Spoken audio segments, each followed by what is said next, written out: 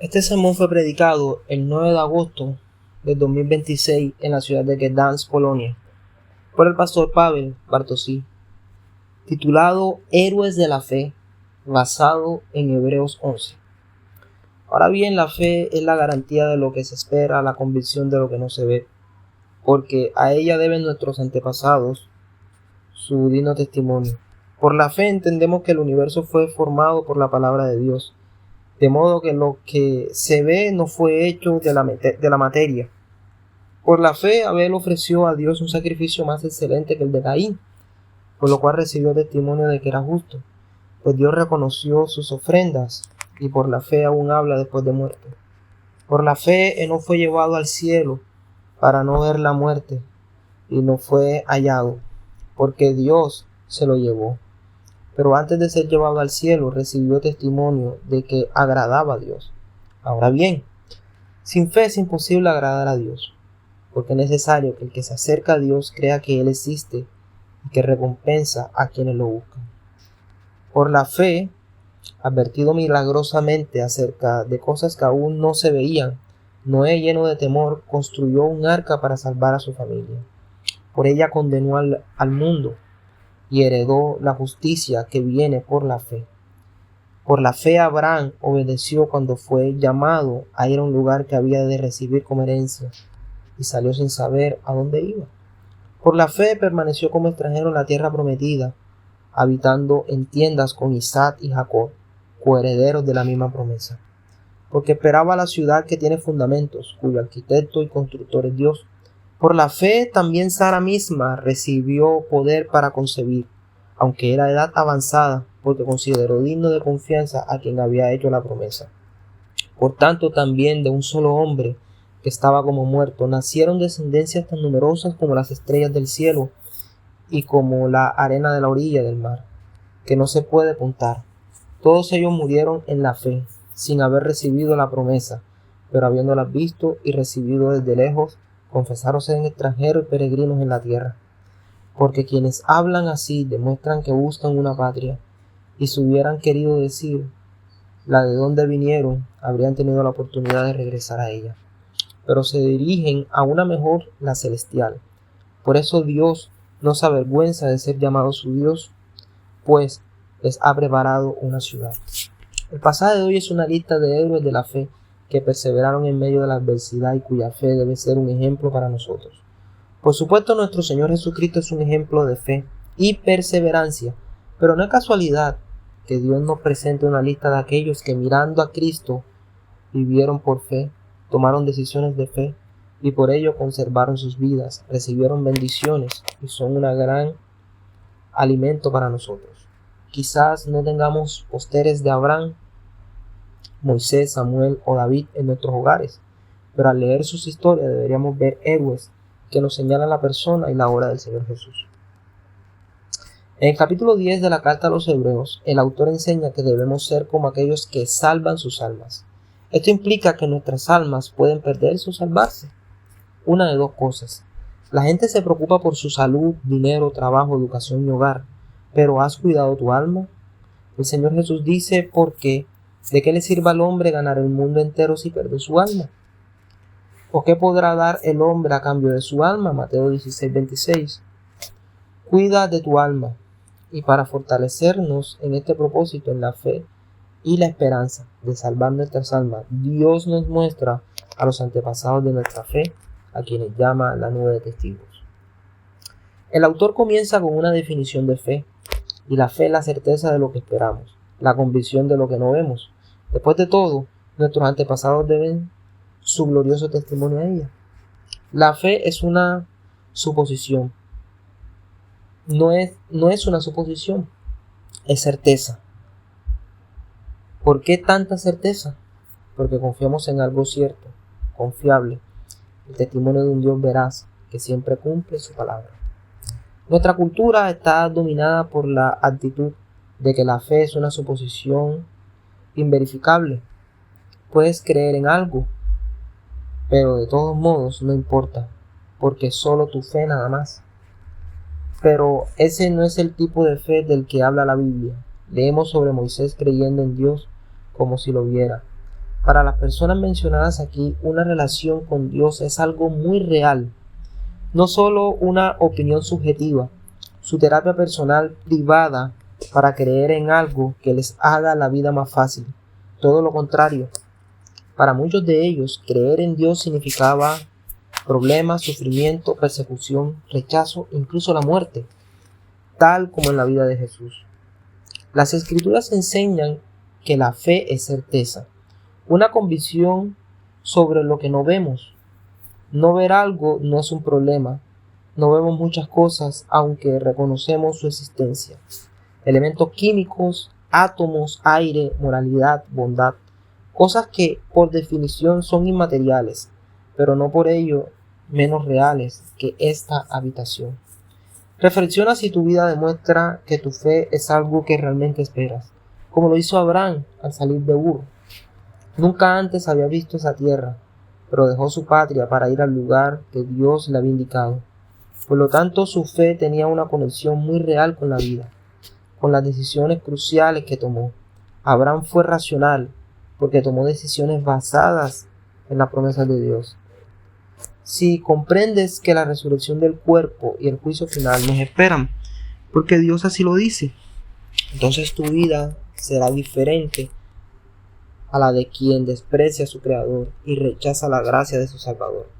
Así se describe a los héroes de la fe en Hebreos 11. No se trata de personas que creyeron que Dios era una opinión y la eligieron para luego, tras la muerte, comprobar si fue la correcta. La fe no es como un concurso donde todos eligen una respuesta A, B, C, D, y al finalizar el tiempo, el presentador la lee. La fe es certeza porque se basa en la veracidad de Dios, no en mis sentimientos, suposiciones, opiniones o intuiciones cambiantes. El autor narra la historia de los héroes de la fe cronológicamente. Comienza con el relato de la creación, es decir, desde el punto en que, como era de esperar, los incrédulos inician su versión contraria. Versículo 3. Por la fe entendemos que el universo fue formado por la palabra de Dios, de modo que lo que se ve no fue hecho de apariencias. El comienzo del capítulo se remonta a la prehistoria. La llamamos prehistoria porque no existe otras descripciones de esta época fuera de la Biblia. Por lo tanto, lo que leemos en los primeros capítulos de las Escrituras es tanto histórico como los acontecimientos de épocas posteriores, Génesis de 1 al 10. Es la primera prueba de fe. No se trata de si crees en la existencia de Dios, sino de si crees en Dios, crees en su palabra, crees en la historia que Él narra, en el relato de la creación. Adán, Eva, Abel, Caín, Enoc, Noé, el diluvio. Lo que se ve no fue hecho de lo que se ve. Esto significa que el mundo maravillosamente gobernado no fue creado a partir de lo que se ve, de alguna materia persistente, fue creado por la palabra creadora de Dios. Por lo tanto, la fe cristiana comienza con los primeros capítulos de las Sagradas Escrituras. Desde el principio, Dios nos cuenta una historia, no solo sobre quién creó el mundo, sino también sobre cuándo, cómo era el mundo original, qué salió mal y por qué, cómo apareció el mal y la muerte, cómo surgió el primer hombre, cómo surgió la primera mujer, cómo surgió el matrimonio. Así pues, tenemos una gran cantidad de historias importantes, verdades, hechos y conclusiones que se derivan de ellas para el resto de la Biblia y para nosotros hoy. A continuación, pasemos a Abel y Enoc, versículos 4 y 5. Ambos eran hombres de fe. Abel ofreció un sacrificio justo y apropiado ante Dios. Dios lo aceptó, a diferencia del sacrificio de Caín, porque Abel le ofreció con fe. Creía que era pecador y que necesitaba acercarse a Dios con un sacrificio sustitutorio del sacrificio de un cordero que simbolizaba el sacrificio de Jesús. Abel era cristiano, nuestro hermano en la fe. Jesús lo nombró el primer mártir de la fe. Abel nos enseña que una vida de fe comienza con acercarnos a Dios ofreciendo un sacrificio expiatorio por el pecado. Comienza con el arrepentimiento y la petición de perdón por el sacrificio de Cristo. Caín, en cambio, se acercó a Dios con verduras, su propia cosecha. confiando en el favor divino por la abundante cosecha que había traído. Dios no aceptó el mérito humano, sino el sacrificio de un cordero. El siguiente personaje, Enoc, es el primero en las Escrituras que no experimentó la muerte. Enoc fue llevado al cielo por Dios mismo, porque recibió testimonio de que le agradaba. Es imposible agradar a Dios sin fe. No se puede ser una persona moral sin fe y obtener el favor de Dios mediante la moralidad, versículo 6. Y sin fe es imposible agradar a Dios, porque es necesario que el que se acerca a Dios crea que en Él existe y que recompensa a quienes lo buscan. Dios no puede ser honrado debidamente por el hombre sin fe. Quien desea acercarse a Dios confiando en su favor debe creer que existe y que es bueno. Quien se acerque a Dios de esta manera hoy, se acercará a Él como lo hicieron nuestros antepasados héroes de la fe. Al acercarse a Dios, así siguen los pasos de Enoc, de Abel, Noé, Abraham y David. Algunas preguntas. ¿Qué pasa con los ateos morales? La respuesta de la Escritura es: sin fe no pueden agradar a Dios. ¿Qué pasa con otras religiones, con los seguidores de otros dioses? Sin fe en Jesús no pueden agradar a Dios. ¿Qué pasa con mis esfuerzos, mi trabajo, mis estudios, la creencia de que soy una persona razonablemente decente? Sin fe en Jesús no puedes agradar a Dios. ¿Por qué? Porque la fe se trata de conexión. La incredulidad le dice al Creador: vete, no te quiero. La incredulidad es como un niño que le dice a su mamá o a su papá: ustedes no son mis padres.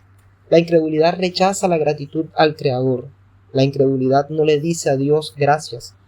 Por lo tanto, no podemos considerar la incredulidad neutral ni abierta. Es un prejuicio espiritual contra Dios. Es elegir vivir sin aquel que es el autor de la vida. Es una huida de aquel que es la fuente del amor. Una persona moral no lucha contra su creador. La persona rebelde que ama la vida en la oscuridad lucha contra el creador, Noé. Otro ejemplo lo vemos en el versículo 7. Por la fe, habiendo sido advertido milagrosamente de cosas que aún no se veían, Noé, lleno de temor, construyó un arca para la salvación de su familia. Por medio de ella, proclamó juicio sobre el mundo y heredó la justicia que viene por la fe. El diluvio es un acontecimiento conocido por toda la humanidad. Todas las culturas tienen relatos de un gran diluvio que cubrió toda la tierra. Los antropólogos encuentran relatos de él en todas partes, desde Grecia hasta China, desde los babilonios hasta los nativos americanos.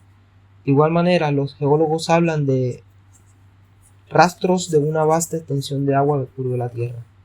Noé creyó en el diluvio venidero, aunque nadie había visto llover antes. Pasó muchos años construyendo un arca. Para el mundo es extraño. ¿Cómo puede alguien comportarse, construir su vida y planificar el futuro basándose en lo que no se puede ver? Noé dedicó gran parte de su vida a ello. Para Noé, caminar por fe significaba cortar leña, transportarla y construir un arca. Esta fue su profesión de fe. Cuando los contemporáneos de Noé despertaron por la mañana con el sonido de un hacha golpeando un árbol, oyeron la profesión de fe de aquel hombre desconocido. Su mensaje era: se acerca el tiempo, se acerca el juicio, arrepiéntanse. El instrumento con el que profesó su fe fue un hacha. Cada uno de nosotros profesa su fe a diario, no solo con palabras, como hacemos durante el culto. Lo hacemos a través de nuestro trabajo, nuestro comportamiento en casa, en el trabajo, con nuestros vecinos, nuestra forma de afrontar las crisis y nuestro dinero. Los instrumentos de tu fe son un cuchillo si eres cocinero, un coche si eres conductor, unas tijeras si eres peluquero, un ordenador, una jeringa, una pizarra, tu hospitalidad, los valores que transmites a tus hijos, etc. A continuación veamos a Abraham, Hebreos 11 del 8 al 10. Por la fe Abraham ofreció cuando fue llamado a ir a la tierra que había de recibir como herencia, y partió sin saber a dónde iba. Por fe se estableció como extranjero en la tierra prometida, habitando en tiendas con Isaac y Jacob, herederos de la misma promesa, porque esperaba una ciudad con fundamento cuyo arquitecto y constructor es Dios. La Biblia dice que Dios llamó a Abraham a un lugar que no conocía. Dios le prometió numerosos descendientes y una tierra que poseer, aunque Abraham no tenía hijos y la tierra en cuestión estaba bajo el dominio de otros gobernantes. La peregrinación de Abraham a una tierra desconocida fue un acto de fe. Tenía la promesa de Dios y eso le bastó. No necesitó una explicación completa antes de tomar su decisión. Nótese la secuencia. Primero fe, luego entendimiento. Creyó, decidió ir, luego vio el cumplimiento de la promesa. No vio fotos en la tierra a la que iba a ir en Instagram. No escuchó opiniones. La opinión y el mandamiento del Señor le bastaron. Más tarde pudo ver la tierra porque obedeció a Dios. Primero la fe, luego el entendimiento. El autor de los Hebreos nos dice que la fe de Abraham miraba hacia el futuro, versículos 13 y 16. Su esposa, Sara, también vio más que descendencia física. Por fe nos vio aquí esta mañana como descendientes de Isaac. Por fe vio naciones transformadas por el poder del Evangelio. Por fe Abraham estuvo dispuesto a sacrificar a su hijo Isaac, aún cuando Dios había dicho que a través de Isaac su descendencia sería tan numerosa como las estrellas del cielo. Sin embargo, fue con su hijo al monte Moriah para hacer lo que Dios le había mandado, porque creía que Dios tenía el poder de resucitarlo. Los siguientes héroes de la fe son los patriarcas de Israel, después de Abraham: Isaac, Jacob y José. Versículos 20 y 22.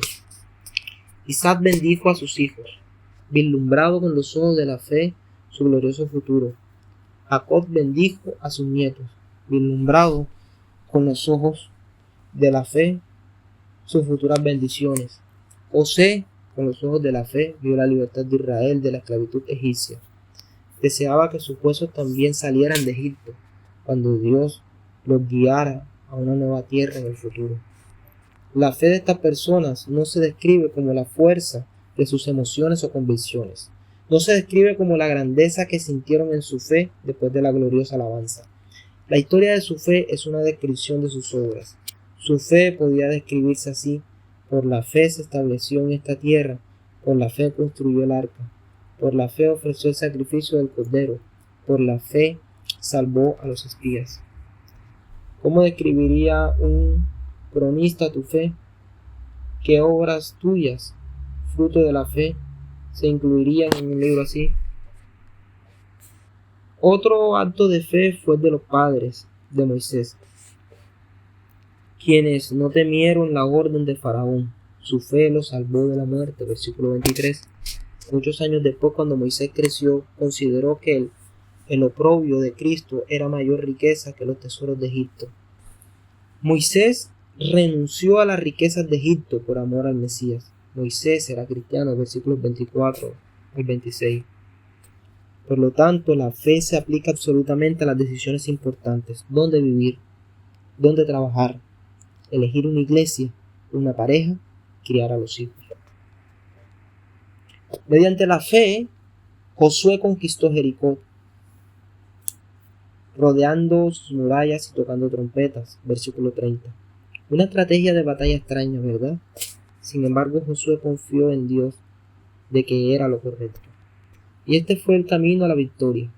La fe en Dios, la alabanza y la adoración ofrecidas a Dios en la comunidad siguen siendo la estrategia de batallas de Dios en el mundo hasta el día de hoy. Cuando hacemos estas cosas en la adoración, creemos que es una estrategia de guerra espiritual para nuestras almas, nuestras familias y el mundo.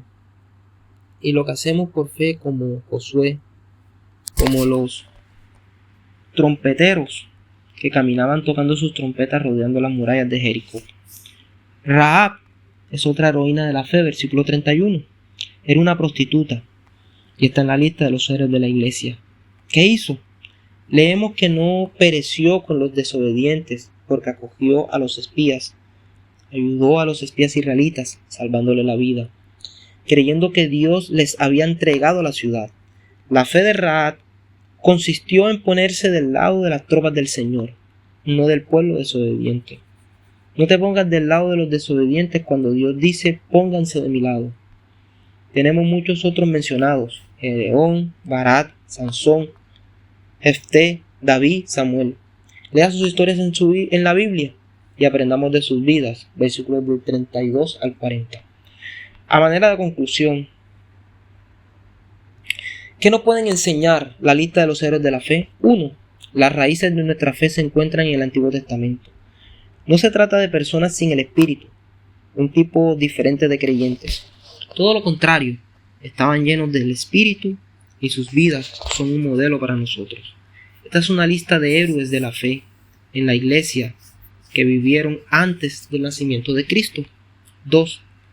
Estas listas quizás desafíen nuestra comprensión de la santidad, la definición de un buen cristiano. Conozco cristianos que no incluirían a varias personas de esta lista en su lista de héroes de la fe.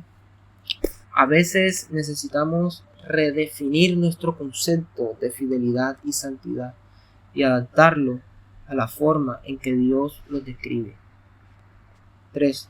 A través de la fe de las personas aquí mencionadas se produjo un cambio en dos niveles. Primero, ocurrieron hechos importantes en la historia. Conquistaron reinos, obligaron ejércitos extranjeros a huir, etc. Segundo, ocurrieron hechos importantes en el ámbito personal e individual.